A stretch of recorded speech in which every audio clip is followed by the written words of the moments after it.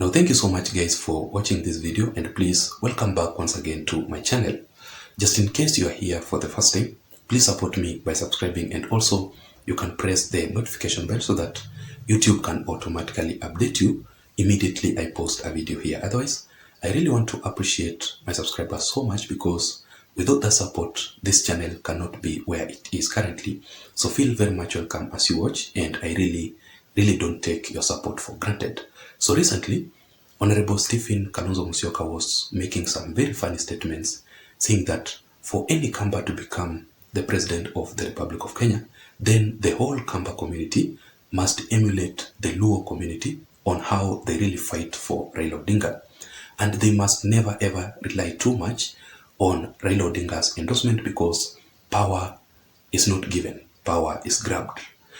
You know, currently Kalonzo Musyoka is around 70 years old, because he was born in 1953, if I'm not wrong with my research, meaning by 2027 Kalonzo Musyoka will be at 74 years old. Now that is the best final year for Kalonzo Musyoka to contest for the presidency, because if Kalonzo will get an opportunity or will win that presidency, and it goes for around 10 years as per the constitution of the Republic of Kenya, then he will retire as the president at 84 years old.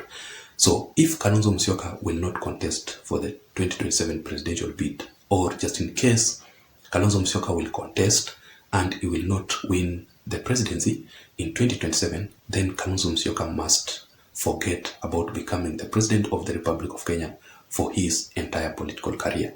And that is why Kalonzo Musyoka has been playing recently too much political loyalty to Raila Odinga, simply because he knows very well that if Raila Odinga will endorse his presidential bid in 2027, will be a huge boost for him.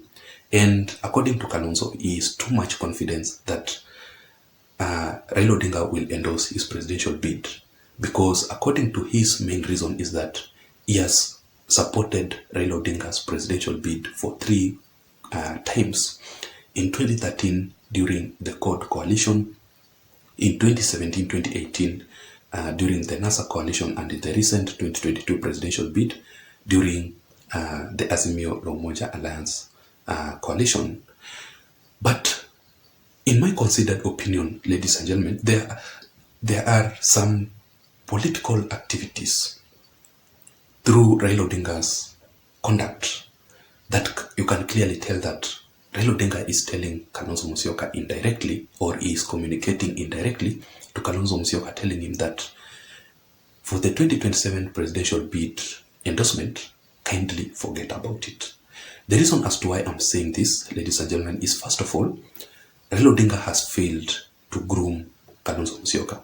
By this time, if Raila Odinga was serious about Kalonzo Musyoka's endorsement, he should have been grooming him to become a national leader by maybe, for example, introducing Kalonzo Musyoka to his major or main strongholds, like the Luo Nyanza region, like the Western region, like the coastal region, telling his supporters that Kalonzo Musyoka is the man to watch for the 2027 presidential bid, so that at least Kalonzo Musyoka can prepare early enough, knowing that in 2027 he will contest for the presidential bid, and if at all he will start his campaigns early enough, then Kalonzo Musyoka has the best chances, the best ability to become the president of the Republic of Kenya in 2027.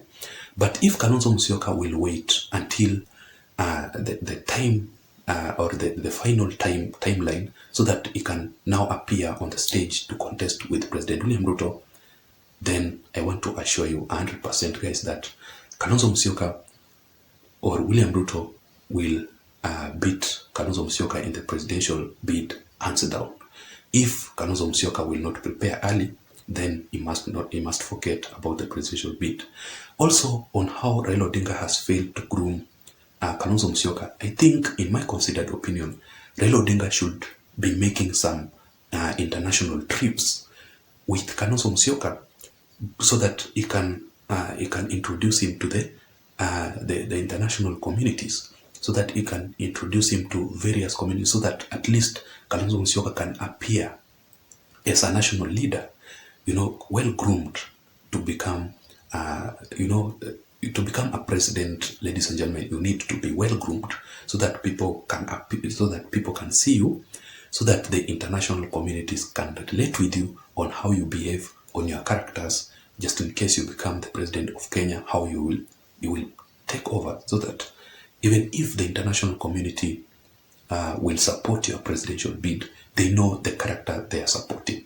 But if Kalonzo Musyoka is not well groomed with Raila Odinga by taking Kalonzo Musyoka to international trips out of Kenya, abroad, people will not relate well with Kalonzo Musyoka.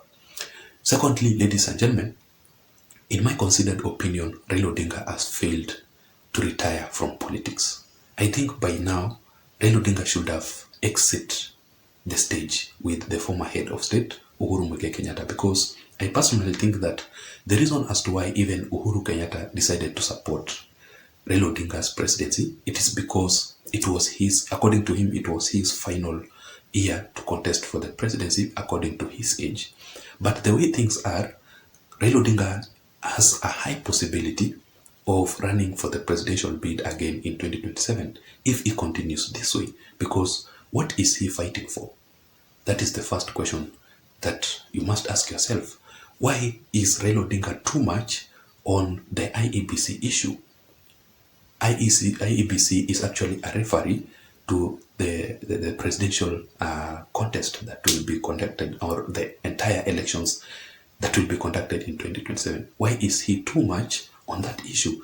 Why is he too much on several political activities? Why is it that Raila Odinga does not want to exit the stage? Because maybe he is clearly making some political moves to contest for the presidential bid again in 2027. If Raila Odinga was serious about Kalonzo Musyoka's endorsement, then by now he should have exited the stage and endorse Kalonzo Musyoka. With this time, this is the best time for Kalonzo Musyoka to be prepared for the presidential bid. But Raila Odinga's failure to exit the stage, to retire politically, then that simply explains to communication to Kalonzo Musyoka, telling him that you guys, for the 2027 presidential bid, endorsement will not come automatically. If at all it will come, you must negotiate for it, but you must not rely on it. Thirdly, ladies and gentlemen, is that Raila Odinga has failed to give up the leadership of Azimio la Umoja Alliance. I think by now, the people who should be running the Azimio la Umoja Alliance is Kalonzo Musyoka and Martha Karua. I think it would be the best thing if Raila Odinga should just step down and give in the leadership to Kalonzo Musyoka and Martha Karua. They have that ability to lead the Azimio la Umoja Alliance, so that if at all they will make the mistakes through their leadership, Raila Odinga is actually there to guide them. Don't do this, don't do this. He's actually there automatically to correct them in case they make a political failure, a political bad move. But Raila Odinga has failed completely to step down, to give Kalonzo Musyoka and Martha Karua a chance to lead the Azimio la Umoja Alliance, or the opposition. It's really frustrating when you see somebody like Raila Odinga at his own age. It's not a bad thing, but it's kind of frustrating because at this age, Raila Odinga is still too much fighting for the leadership of the Azimio la Umoja Alliance.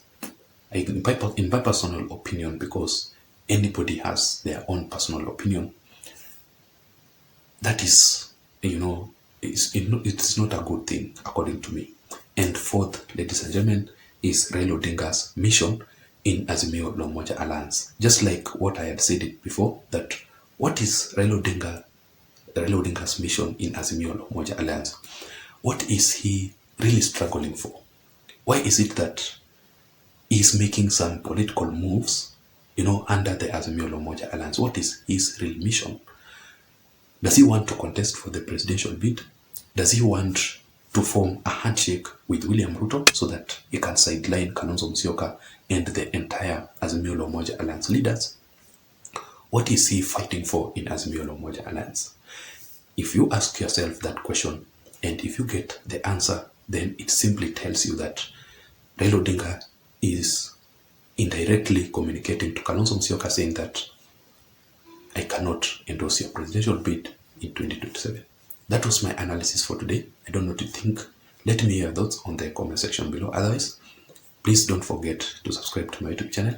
Until next time, my name is Json. Bye bye.